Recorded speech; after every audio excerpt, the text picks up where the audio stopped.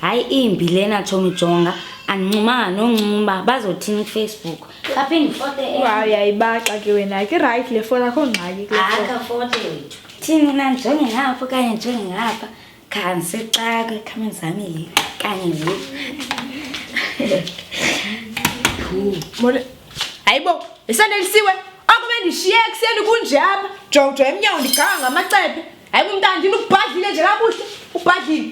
Uba mina mandisebenza bandibuye ngobusuku onke. Awuya ndidika mangcono wabuye kumama ke ndilalini. Hayi ngihlola kaloku lo. Esenelisiwe. Kanti lo Yesu akandifundisa uba intombazana ihlala endlini lezitye ezimdaka. Kanti kule cawe yenu nifundiswa ntoni na? Sizawuhlamba izitya sisi. Kodwa uYesu akangeni indawo kwindaba yezitya kaloku. Jonga senelisiwe. Lo Yesu wakho kufuneka siqale simbone apha endlini. Kwenza nathi sokwazi ukumlandela. Jonga mina andisindiswanga kodwa ndiyayazi intombi esindisiwe kufuneka iziphathe kanjani. Awungomzekelo uto wena manje. Yo hayi sanu sisi utangxisela into yezitya ibe wesikele uba adathi intsindiso yamfuneka iqalo kalapha ekhaya ngelo xesha kekho ngcono kwayena. Kodwa Chomi inyale ithethwa ngusisi wakho. Uyavuya nosomuntu omnqandayo nokucebisayo xa uphazamayo. Cebisa ndiba ummamele. Hayi kodwa Chomi nyanisile. Ibe wesikele uba bendicinga uba uzandithethelela kule nto endiyithethayo.